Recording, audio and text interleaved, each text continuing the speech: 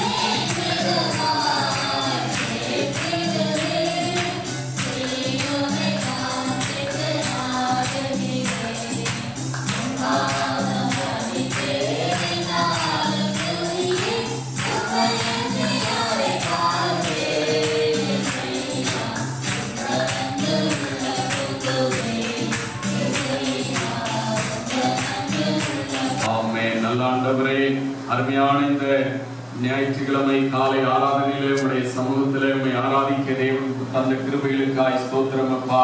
ஆண்டவரே, கடந்து போன நாட்களெல்லாம் கிருபையாய் காத்தவரே உமக்கு நன்றி செலுத்துகிறோம். இந்த நாளிலே வந்து உண்மை ஆராதித்த அத்தனை சனங்களையும் கர்த்தர் ஆண்டவரே நீர் ஆசீர்வதித்து நடத்த போற தயவுக்காய் ஸ்தோத்திரம் அப்பா. ஆண்டவரே ஸ்தோத்திரம். இந்த வேளையிலும் தொடர்ந்து உடைய ஜீவனோட வார்த்தைகளை நாங்கள் தியானிக்க போகிறோம். அதாவது ஒவ்வொரு ஜனங்களோடு இந்த வார்த்தைகளை கொண்டு கர்த்தர் பேச வேணுமா, இடைப்பட வேணுமா செபிக்கிறோம். உடைய வல்லமையுள்ள கரத்திலே ஒப்புக் கொடுக்கிறோம். இயேசு நாமத்தில் ஜெபங்கள் நல்ல பிதாவே, ஆமென். ஆண்டவருடைய சமூகத்தில் ஜீவனுள்ள ஆண்டவரை ஆராதிக்கிறவர்களை கர்த்தர் தாமே ஆசீர்வதிப்பாராக. ஸ்தோத்திரம். சங்கீதம் 85வது சங்கீதம் 12வது வசனத்தை சேர்ந்து வாசிக்க போகிறோம். இந்த மாதத்தினுடைய வாக்குறுத்த வார்த்தை, அதை நான் போன வாரம் ஈஸ்டர் நாளாக இருந்தபடியினாலே தியானிக்கவில்லை. 85ஆம் சங்கீதம் 12வது வசனம். ஹல்லேலூயா.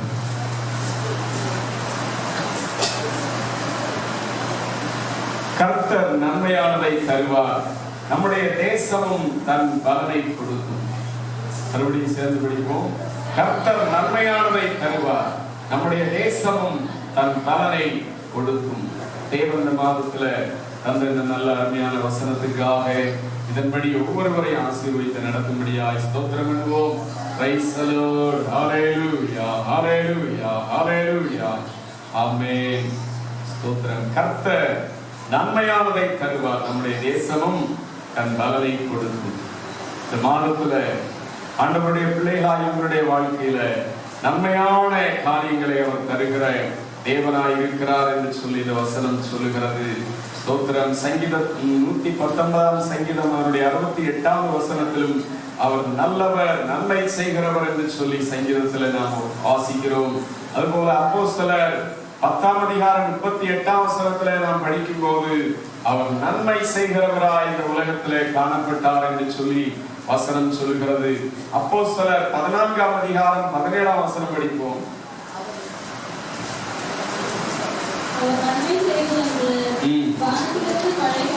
வானத்திலிருந்து மழைகளையும்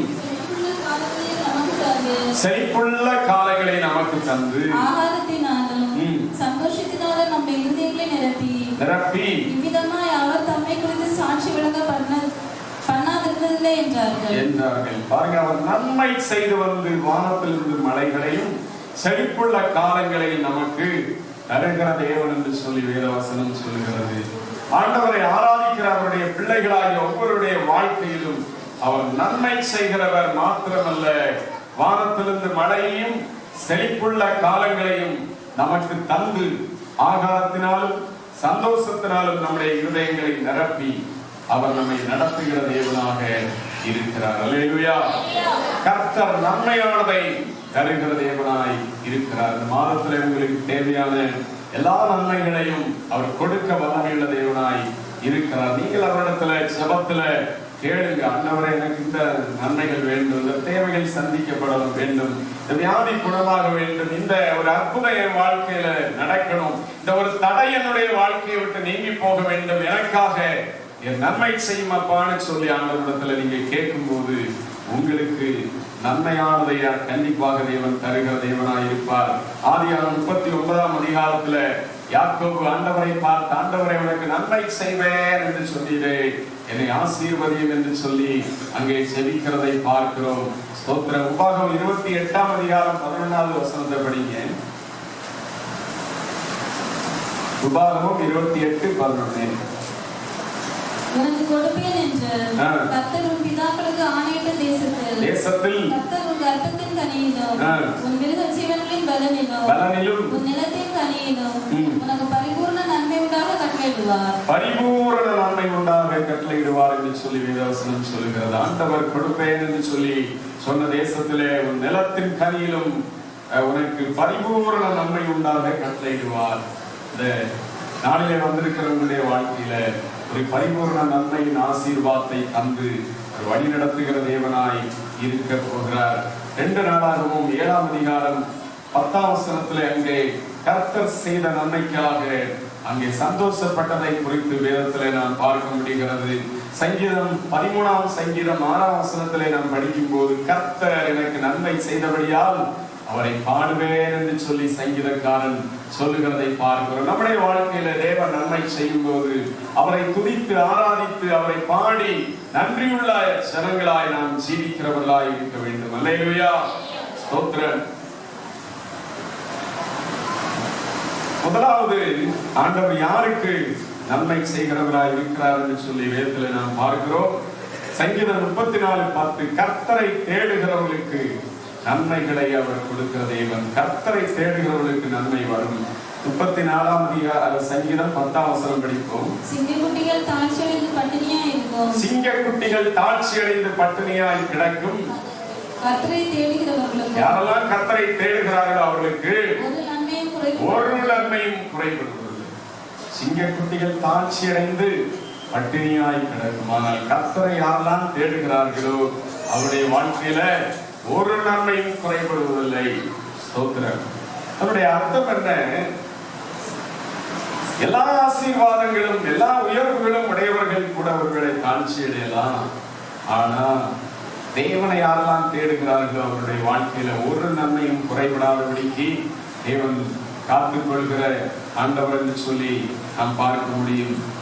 இந்த நாட்களிலும் அநேக பணக்காரர்கள், ரொம்ப வசதி உள்ளவர்கள் கூட கொரோனாவினாலே பாதிக்கப்பட்டு மருத்துவமனைகளிலும் பல நிலைமைகளிலும் இருக்கிறார்கள். ஆனால் ஆண்டவருடைய பிள்ளைகளாகிய ஒவ்வொருவரையும் கிருபையாய் அவர் தம்முடைய செட்டையின் மறைவுக்குள்ளே மறைத்து பாதுகாத்துக் கொண்டு இதுவரைக்கும் வந்திருக்கிறார். அல்லேலூயா. அவருடைய இரக்கங்களுக்கு முடிவே இல்லை என்று சொல்லி வேதவசனம் சொல்லுகிறது. அவர் நன்மை செய்கிற தேவனாக இருக்கிறார். கர்த்தர் நன்மையானதை தருகிற ஆண்டவராய் இருக்கிறார். நம்முடைய தேசமும் பலனை கொடுக்கும். கொரோனா காலங்களிலே ஜனங்களுடைய வருமானங்கள், தொழில்கள் பெருமளவிலே பாதிக்கப்பட்டிருக்கிறது. அரசாங்கம் கோயம்பேடு காய்கறி மார்க்கெட்ல சில்லறை வியாபாரிகளை தடை பண்ணுவோம் என்று சொல்லி சொன்ன போது அவர்கள் குடும்பமாய் போராட்டத்தில் ஈடுபட்டார்கள். அரசாங்கம் இப்பொழுது சரி நாங்கள் ஒரு முடிவு பண்ணுகிறோம் அப்படின்னு சொல்லி மறுபடியும் அவர்களுக்கு வியாபாரம் செய்ய வாய்ப்பு கொடுத்திருக்கிறார்கள். அவர்கள் ஒவ்வொரு ஜனங்களும் அவர்கள் ஒவ்வொரு நாளும் செயல்பட்டாதான் அவருடைய பிழைப்பு. ஆனா இந்த நாட்களில் தேசத்துல பார்க்கும்போது பல கம்பெனிகள் மூடப்பட்டிருக்கிறது, பல தொழில்கள் மூடப்பட்டிருக்கிறது. காரணம் இந்த நோயின் பாதிப்பினால. ஆனால் தேசத்துல ஆண்டவரை தேடுகிற பிள்ளைகளுடைய வாழ்க்கையில அவர் தேசத்தின் பலனை, தேசம் தன்னுடைய பலனை கொடுக்கும்படியாக நமக்கு கிரியை செய்கிற ஆண்டவராய் இருப்பார். ஸ்தோத்திரம். சங்கீதம் 23ஆம் சங்கீதம் அதனுடைய 3ஆம் வசனத்தை படிப்போம். அவரின் ஆத்துமாவை தேற்றி தம்முடைய நாமத்தின் நிமித்தம் என்னை நீதியின் பாதைகளில் நடத்துகிறார். 5ஆம் வசனத்துல படிப்போம். என் சத்துருக்களுக்கு முன்பாக நீர் எனக்கு ஒரு பந்தியை ஆயத்தப்படுத்தி என் தலையை எண்ணெயால் அபிஷேகம் பண்ணுகிறேன். என் பாத்திரம் நிரம்பி வழிகிறது. என் ஜீவனுள்ள நாளெல்லாம் நன்மையும் கிருபையும் என்னை தொடரும். ஜீவனுள்ள நாளெல்லாம் கர்த்தரை தேடுகிற ஆண்டவருடைய பிள்ளைகளுடைய வாழ்க்கையில நன்மையும் கிருபையும் தொடரும்படியாய் செய்கிற தேவன். அல்லேலூயா, ஸ்தோத்திரம். தேவ ஜனங்களாகிய வாழ்க்கையில நன்மையும் கிருபையும் தொடரும்படியாக தேவன் கிரியை செய்வார். ஸ்தோத்திரம். நாம் ஆண்டவரை தேடும் போது ஒவ்வொருவருடைய வாழ்க்கையிலும் எந்தெந்த நன்மைகள் தேவையோ அந்த நன்மைகளை கண்டிப்பாய் கொடுத்து தேவன் வழிநடத்துகிற தேவனாக இருப்பார். ஸ்தோத்திரம். ரூத்து என்கிறதான புத்தகத்துல நாம் படிக்கும் போது வேதத்துல அங்க ரூத்துடைய வாழ்க்கையில மோபாபிய தேசத்தின் இளம் விதவையான ஒரு ரூத்து, அங்கே அவள் ஆண்டவர் எனக்கு போதும், கர்த்தர் எனக்கு போதும், இனிமே அவரை தான் நான் ஆராதிப்பேன் என்று சொல்லி அவரை தெரிந்து கொண்டு அவள் தன்னுடைய மாமியாகிய நகோமியோடு கூட சேர்ந்து வருகிறதை பார்க்கிறோம். அவருடைய வாழ்க்கையில தேவனை தேடினபடினால கர்த்தர் அவளை அதிகமாய் ஆசீர்வதித்து நடத்துகிறதை பார்க்கிறோம். ரூத்து 1ஆம் அதிகாரம் 16-17 வசனங்களை படிங்க. அதற்கு ரூத், நான் உம்மை பின்பற்றாமல் உம்மை விட்டு திரும்பி போவதை குறித்து என்னோட பேச வேண்டாம். நீர் போகும் இடத்திற்கு நானும் வருவேன், நீர் தங்கும் இடத்திலே நானும் தங்குவேன். உம்முடைய ஜனம் என்னுடைய ஜனம், உம்முடைய தேவன் என்னுடைய தேவன். நீர் மரணமடையும் இடத்தில் நானும் மரணம் அடைந்து அங்கே அடக்கம் பண்ணப்படுவேன். மரணமே அல்ல, அதுவே அல்லாமல் வேறொன்று உம்மை விட்டு என்னை பிரித்தால் கர்த்தர் அதற்கு சரியாகவும் அதுக்கு அதிகமாகவும் எனக்கு செய்ய கடவர் என்றார். பாருங்க, இந்த ரூத்து தன்னுடைய மாமியாரோடு கூட இருக்கும்போது, மாமியார் மோவாபிய தேசத்தை விட்டு இஸ்ரவேல் தேசத்துக்கு பெத்லெகேமுக்கு நான் போக போறேன் அப்படின்னு சொல்லும்போது, இந்த ரூத்து அவளை விடாமல் பற்றி கொண்டு, இனிமேல் உம்முடைய நீர் ஆராதிக்கிற கர்த்தர் தான் என்னுடைய தேவன் என்று சொல்லி ஆண்டவரை உறுதியாய் பற்றி கொண்டு தன்னுடைய மாமியாரோடு கூட கடந்து செல்கிறதை பார்க்கிறோம். ஒரு தீர்மானம் உள்ள இந்த ரூத்து கடந்து போகிறதை பார்க்கிறோம். ஆண்டவரை நாம் உண்மையாய் தேடுகிறவர்களாய் இருக்கும்போது தேடுகிறவர்களுக்கு நன்மைகளை கண்டிப்பாக தேவன் கட்டளையிடுவார். ரூத் 2ஆம் அதிகாரம் 8-9 வசனங்களை வாசிப்போம்.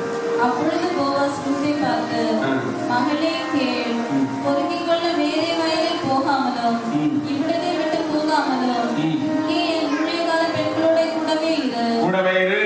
அவர்கள் அறுவருக்கும் வயலை நீ பார்த்து அவர்கள் பிறகே போ. ஒருவரும் உன்னை தொடாதபடிக்கு வேலைக்காரருக்கு கட்டளையிட்டிருக்கிறேன். உனக்கு தாகம் எடுத்தால் தண்ணீர் குடங்கள் அன்னைக்கு போய் வேலைக்காரர் வந்து கொண்டு வருகிறதை குடிக்கலாம் என்றார். அவள் அந்த மோவாபிய தேசத்தை விட்டு ஆண்டவரை நம்பி கடந்து வந்து அவள் மாமியாரோடு கூட இருக்கும்போது அங்கே வயல்வெளிக்கு போகிறாள். வயல்வெளியிலே போகும்போது போவாஸ் என்கிற மனிதனிடத்தில் அவளுக்கு தயவு கிடைக்கும்படியாக ஆண்டவர் கிரியை செய்கிறதை பார்க்கிறோம். அவள் அந்த ரூத்தோடு கூட அந்த மனிதன் பட்சமாய் தயவாய் பேசுகிற காரியத்தை பார்க்கிறோம். நாமும் ஆண்டவரை தேடும் போது நமக்கு மற்றவர்கள் கண்களில் தேவன் தயை கிடைக்க பண்ணுவார். நமக்கு நன்மை உண்டாகும்படியாய் ஒவ்வொரு நேரத்திலும் ஆண்டவர் கிரியை செய்து கொண்டே இருப்பார். ஸ்தோத்திரம். 2ஆம் அதிகாரம் அதனுடைய 12ஆம் வசனத்திலே நாம் படிக்கிறோம், உன் செய்கைக்கு தக்க பலனை கர்த்தர் உனக்கு கட்டளையிடுவாராக. இஸ்ரவேலின் தேவனாகிய கர்த்தருடைய செட்டைகளின் கீழ் அடைக்கலமாய் வந்த உனக்கு அவராலே நிறைவான பலன் கிடைப்பதாக என்று சொல்லி அங்கே அவளுக்கு வார்த்தை வருகிறதை பார்க்கிறோம். இஸ்ரவேலின் தேவனாகிய கர்த்தரை நீ நம்பி வந்தாயே, அவரை நம்பி வந்ததானே உனக்கு நிறைவான பலன் அவரால் கிடைப்பதாக என்று சொல்லி போவாஸ் சொல்லுகிறதை பார்க்கிறோம். 4ஆம் அதிகாரம் 13ஆம் வசனத்திலே படிக்கும் போது அங்கே மறுபடியுமாக எந்த ஒரு வாழ்க்கை முடிந்து போய்விட்டது என்று சொல்லி ரூத்து நினைத்தாலோ, அவளுடைய வாழ்க்கையில மறுபடியுமாக விதவையான அவளை போவாஸ் திருமணம் பண்ணுகிறதை பார்க்கிறோம்.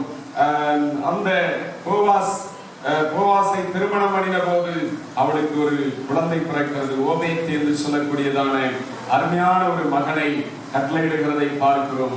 அந்த ஓபேத் என்கிறவர் தான் தாவீது ராஜாவுடைய தாத்தாவாய் இருக்கிறார் என்று சொல்லி வேதத்தில் நாம் படிக்கிறோம். பிரியமானவர்களே, ஒரு தேவனை தேடுவதற்கு முன்பாக ஒரு அற்பமான நிலையில இருந்ததால் இந்த ரூத்தினுடைய வாழ்க்கையில ஆண்டவர் இயேசுவை தேடின போது, கர்த்தரை தேடுகிறவர்களுக்கு எல்லா நன்மைகளையும் கொடுக்கிற அந்த ஆண்டவரால எவ்வளவு பெரிய ஆசீர்வாதம், எவ்வளவு ஒரு பெரிய மேன்மை, ராஜாக்களையும் பெற்றெடுக்கிறதான ஒரு சந்ததியை அவனுடைய வாழ்க்கையில தேவன் கட்டளையிடுகிறதை பார்க்கிறோம். உங்களுடைய வாழ்க்கையிலும் கூட உண்மையாய் தேவனை தேடுகிற, அவருடைய சமூகத்திலே உண்மையாய் செபிக்கிற ஆண்டவருடைய பிள்ளைகளாய் இருக்கும் போது தேவனை கண்டடையத்தக்க நேரத்திலே அவரை தேடுகிறவர்களாய், அதிகாலையில் எழுந்து செபிக்கிறவர்களாய், இரவு நேரத்தில் குடும்ப ஜெபத்தை செய்து ஆண்டவரை கனப்படுத்தி தேவனுக்கு பிரியமான ஒரு வாழ்க்கை வாழ்கிறவர்களாய் இருக்கும் போது அவர் நன்மையானதை ஒவ்வொரு நாளும் அவர் கொடுத்து கொண்டே இருப்பார். அல்லேலூயா, ஸ்தோத்திரம். இன்னைக்கு கர்த்தரை தேடுகிற ஒரு அனுபவம் கிறிஸ்தவ குடும்பங்களிலே குறைந்து போய் கொண்டே இருக்கிறது. குடும்ப ஜெபங்கள் இல்லை, அதிகாலை ஜெபங்கள் இல்லை. ஸ்தோத்திரம். தேவனை தேடுகிற அனுபவங்கள் போய் தேவனுக்கு புறம்பான காரியங்களை தேடி தேடி அலைந்து கொண்டிருக்கிற அனுபவங்கள் குடும்பங்களிலே இருந்து கொண்டிருக்கிறது. கர்த்தரை தேடுகிறவர்களுக்கு நன்மைகள் குறைபடாது. இந்த நாளிலே வந்திருக்கிற நீங்கள் பெரியவர்களாய் இருக்கலாம், வாலிபர்களாய் இருக்கலாம், யாராக வேண்டும் என்றாலும் இருக்கலாம். ஒவ்வொருவரும் உங்களுடைய வாழ்க்கையில தேவன் நன்மைகளை கொடுத்து வழிநடத்த வேண்டும் என்றால் அவரை அதிகமா தேடுங்க. ஸ்தோத்திரம். ஜீவனுள்ள நாளெல்லாம் நன்மையும் கிருபையும் தொடர்படியாய் அவர் செய்கிற தேவனாய் இருக்கிறார். இரண்டாவதாக, உத்தமமாய் நடக்கிறவர்களுக்கு அவர் நன்மையை கொடுக்கிற தேவன் என்று சொல்லி வேதவசனம் சொல்லுகிறது. சங்கீதம் 84வது சங்கீதம் 11வது வசனம் படிங்க. தேவனாகிய கர்த்தர் சூரியனும் கேடகமுமானவர். சூரியனும் கேடகமுமானவர். கர்த்தர் கிருபையும் மகிமையும் அருளுவார்.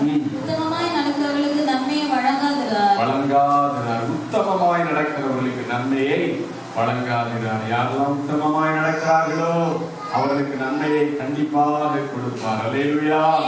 யாரெல்லாம் ஆண்டவருக்கு முன்பாய் உண்மை உத்தமமாய் தங்களுடைய விசுவாச வாழ்க்கையில ஜீவிக்கிறார்களோ அவருடைய வாழ்க்கையில நன்மைகளை, உங்களுக்கு தேவையான எல்லா நன்மைகளையும் அவர் கொடுக்கிறவர் என்று சொல்லி வேதவசனம் சொல்லுகிறது. அல்லேலூயா. சோத்திர. ஆண்டவருடைய வசனங்கள் எல்லாம் உண்மையானவைகள். மனிதனுடைய வார்த்தைகளை பாருங்க, பல நேரங்களில அவருடைய வார்த்தை மாறி போய்விடும், உண்மைக்கு புறம்பான காரியங்களை சொல்லுவார்கள். ஆனால் தேவனுடைய வார்த்தைகள் உண்மையானவைகள். அவர் உத்தமமாய் நடக்கிறவர்களுக்கு நன்மைகளை கொடுக்கிற தேவன். அல்லேலூயா. சோத்திரங்களுக்கு குடும்பத்தில் தேவையான எந்த ஒரு நன்மையா இருந்தாலும் ஆண்டவரிடத்துல நீங்கள் கேட்டு பெற்றுக்கொள்ள முடியும். ஆண்டவருக்கு உண்மையாய் நடக்கிற ஜனங்களுடைய வாழ்க்கையில, உத்தமமாய் நடக்கிறவருடைய வாழ்க்கையில நன்மைகளை அவர் கொடுக்கிறவர். யோபு பக்தனுடைய வாழ்க்கையில யோபை குறித்து கர்த்தருடைய வேதம் சாட்சியிடுகிறது. உத்தமன், நல்ல ஒரு மனிதன் உத்தமனாய் காணப்பட்டான் என்று சொல்லி இந்த யோபை குறித்து வேதவசனத்துல சொல்லுகிறதை பார்க்கிறோம். யோபு 2ஆம் அதிகாரம் 2ஆம் வசனம் படிங்க. கர்த்தர் சாத்தானை பார்த்து, நீ எங்கே இருந்து வருகிறாய் என்றார்.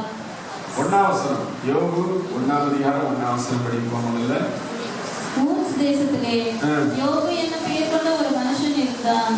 அந்த மனுஷன் உத்தமனும் சமாதனும் தேவனுக்கு பயந்து பொல்லாப்புக்கு விலகுகிறவனுமா இருந்தான். பாருங்க, அவர் எப்படிப்பட்டவன்? யோபு எப்படிப்பட்டவர்? அவர் முதல்ல உத்தமனாய் இருந்தார், சன்மார்க்கனாய் இருந்தார், தேவனுக்கு பயந்து பொல்லாப்பான எல்லா காரியங்களுக்கும் விலகுகிறவனாய் காணப்பட்டார். யாருக்கும் எந்த உத்தரவும் யோபனால இருக்காது.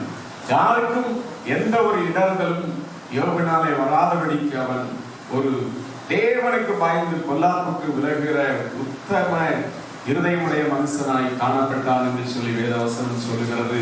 நாட்களிலே தேவ ஜனங்களாகிய நம்முடைய வாழ்க்கையில ஒரு உத்தம நிலைமையோடு ஆண்டவரை நாம் பின்பற்றுகிற ஜனங்களாய் இருக்க வேண்டும் என்று சொல்லி தேவன் விரும்புகிறார்.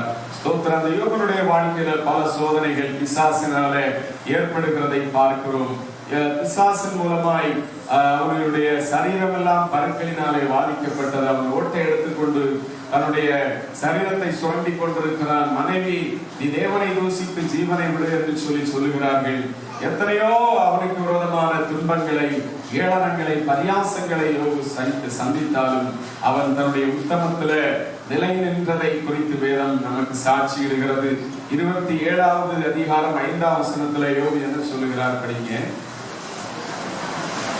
யோபு 27. நீங்கள் பேசுகிறது நீதி என்று நான் ஒத்துக்கொள்வது எனக்கு தூரமா இருப்பதாக என் ஆவி பிரிய மட்டும் என் உத்தமத்தை என்னை விட்டு விலக்கேன். என் ஆவி பிரிய மட்டும் என் உத்தமத்தை என்னை விட்டு விலக்கேன். என்ன ஒரு நல்ல ஒரு பிரதிஷ்டை உள்ள ஒரு வாழ்க்கை அவனுடைய வாழ்க்கையில காணப்படுகிறது.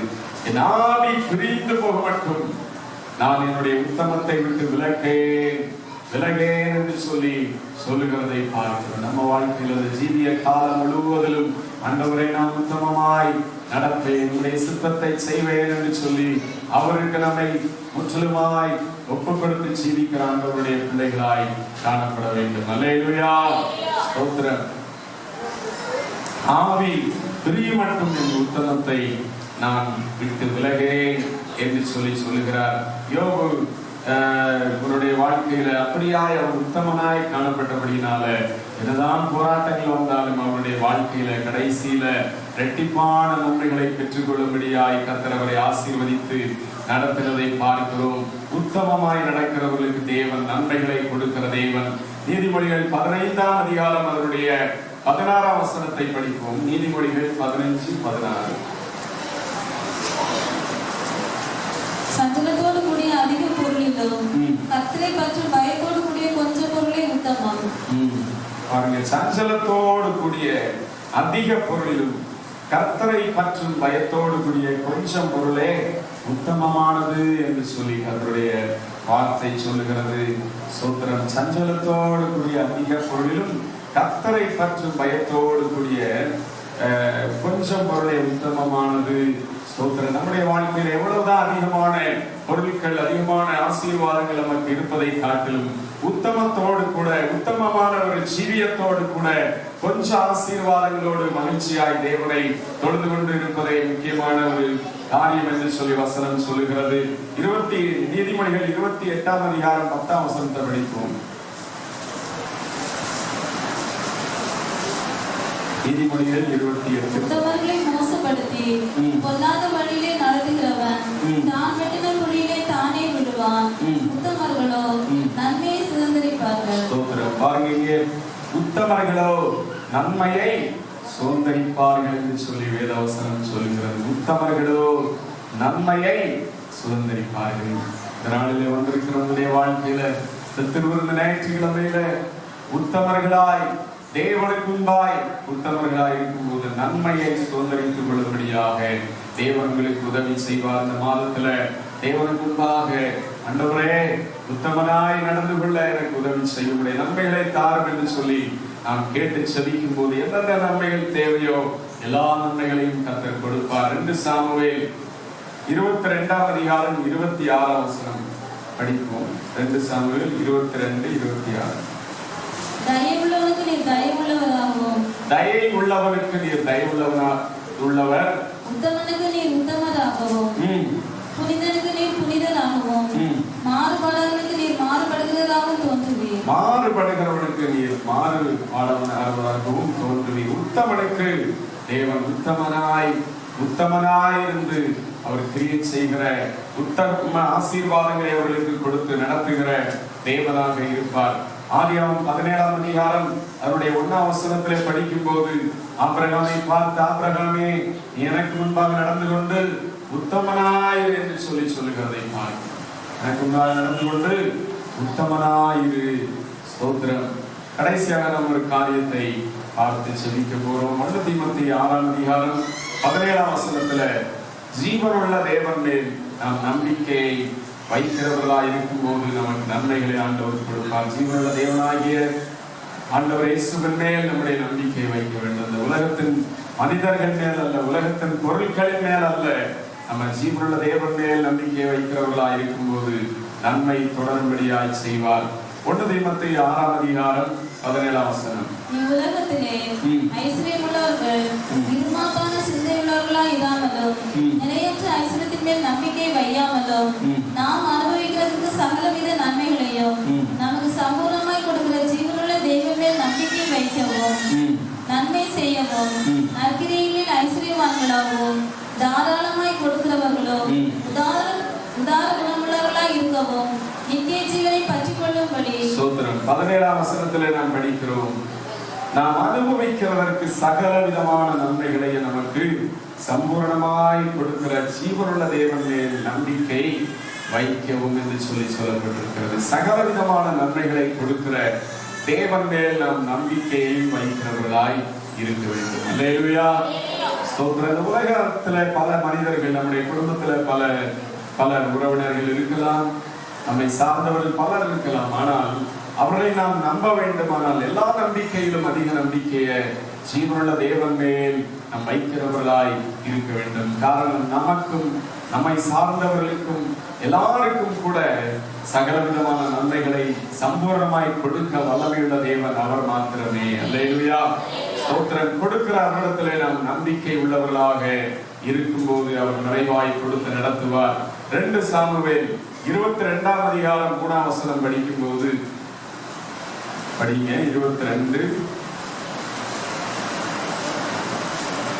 2 சாமுவேல் 22:3. தேவன் நான் நம்பியிருக்கிற துருகமும் என் கேடகமும் என் இரட்சணியமும் என் உயர்ந்த அடைக்கலமும் என் புகலிடமும் என் இரட்சகருமானவர், என்னை வல்லடிக்கு நீங்களாக்கி ரட்சிக்கிறவர் அவரே.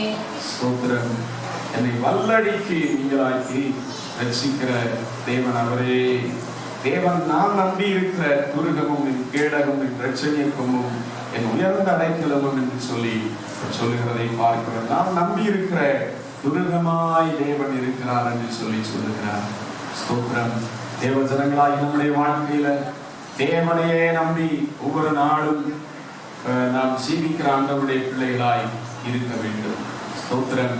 மனுஷனை நம்புவதற்கு அவன் எம்மாத்திரம் என்று சொல்லி வேதம் சொல்லுகிறது. நாசியிலே சுவாசமுள்ள மனிதனை நம்புவதற்கு அவன் எம்மாத்திரம். ஸ்தோத்திரம்.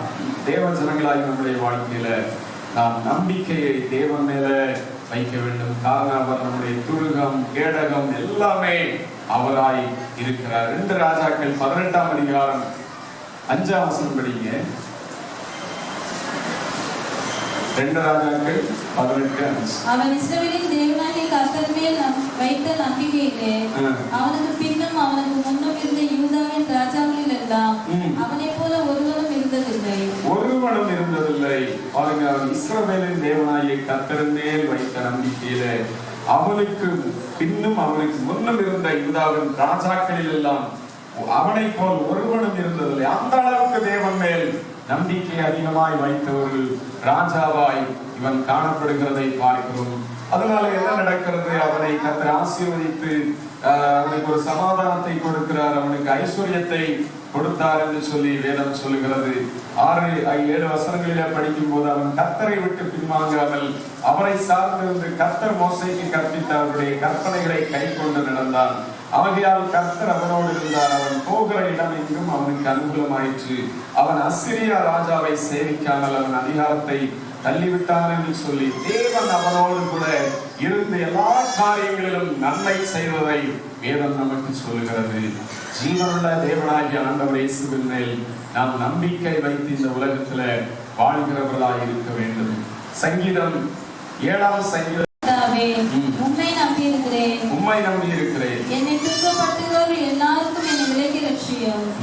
தேவனாகிய கர்த்தாவே, நான் உம்மை நம்பியிருக்கிறேன் அப்பா, என்னை துன்பப்படுத்துகிறவர்கள் எல்லாருக்கும் என்னை விலக்கி ரட்சித்தரணும் அப்படின்னு சொல்லி சொல்லுகிறார். உம்மை நம்பி இருக்கிறேன்.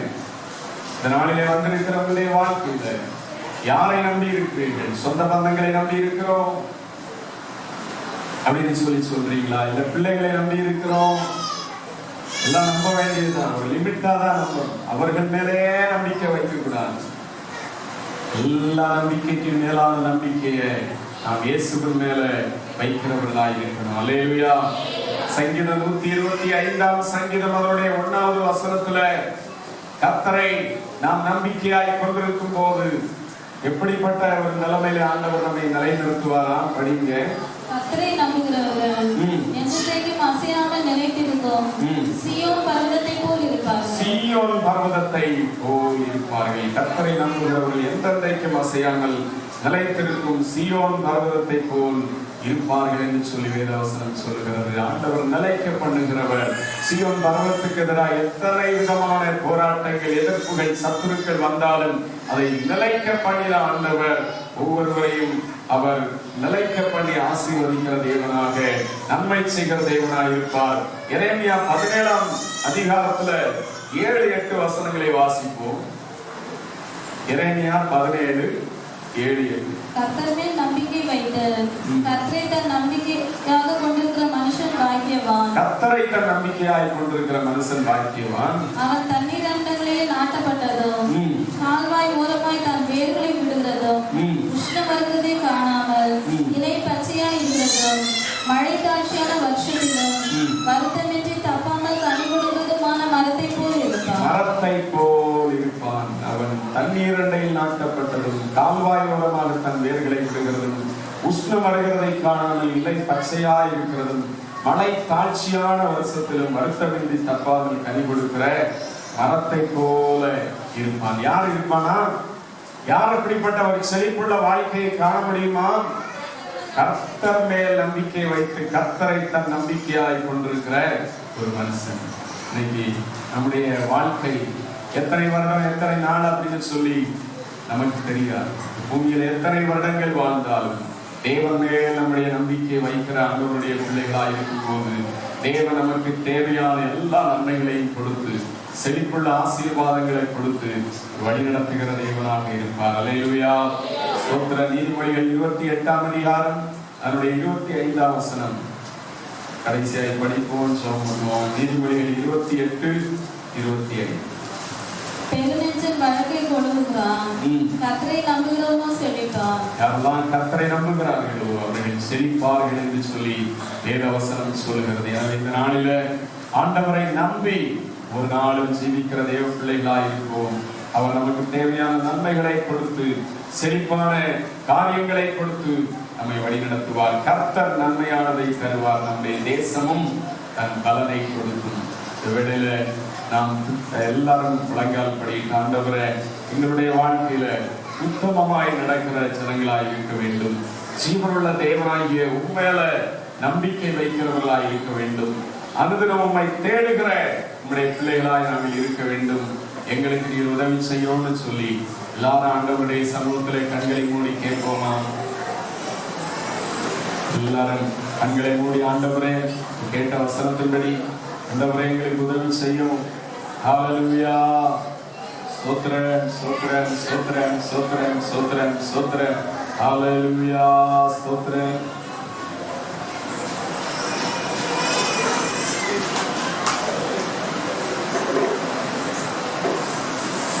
Praise the Lord. எல்லாரும் ஆண்டவரை நோக்கி பார்ப்போம். ஹல்லேலூயா, ஹல்லேலூயா, ஹல்லேலூயா, ஹல்லேலூயா, ஹல்லேலூயா. உத்தமமாய் நடக்கிறவர்களுக்கு நன்மையை கொடுக்கிறவரே ஸ்தோத்திரம், ஸ்தோத்திரம், ஸ்தோத்திரம், ஸ்தோத்திரம். கர்த்தாவே உம்மை தேடுகிறவர்களுக்கு நன்மை செய்கிறவரே ஸ்தோத்திரம், ஸ்தோத்திரம், ஸ்தோத்திரம், ஸ்தோத்திரம். ஜீவனுள்ள தேவன் மேல் நம்பிக்கை வைக்கிறவன் பாக்கியவான். ஹல்லேலூயா, ஹல்லேலூயா. ஓமை ஸ்தோத்திரிக்கிறோம், ஸ்தோத்திரிக்கிறோம், ஸ்தோத்திரிக்கிறோம், ஸ்தோத்திரிக்கிறோம். ஜீவனுள்ள நல்ல தகப்பனே உம்மை ஸ்தோத்திரிக்கிறோம், ஸ்தோத்திரிக்கிறோம், ஸ்தோத்திரிக்கிறோம், ஸ்தோத்திரிக்கிறோம், ஸ்தோத்திரிக்கிறோம். ஹல்லேலூயா, ஹல்லேலூயா, ஹல்லேலூயா, ஹல்லேலூயா, ஹல்லேலூயா, ஹல்லேலூயா. ஸ்தோத்திராண்டவரே ஜீசஸ். ஹல்லேலூயா. வார்த்தையின்படி நன்மையும் கிருபையும் தொடரச் செய்யும் அப்பா. நன்மையும் கிருபையும் தொடரச் செய்யும். நன்மையும் கிருபையும் தொடரச் செய்யும். ஒவ்வொரு குடும்பங்களிலும் நன்மையும் கிருபையும் தொடரச் செய்யும் அப்பா.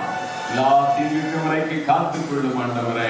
எவனுடைய வாழ்க்கையில தேவனை தேடுகிறவனாய் இருந்தபடினால் எத்தனை தீங்குகள் வந்தாலும் கடைசியிலே உனக்கு ஆண்டவரை இரட்டிப்பான ஆசீர்வாதத்தை கொடுத்து நடத்தினீரே ஸ்தோத்திரம் அப்பா. ஹல்லேலூயா. எங்கள் வாழ்க்கையில ஒரே செய்கையை போல தேவன் மேல் நம்பிக்கை வைக்கிறவர்களாய் இருக்க உதவி செய்யும் கர்த்தாவே. ஹல்லேலூயா.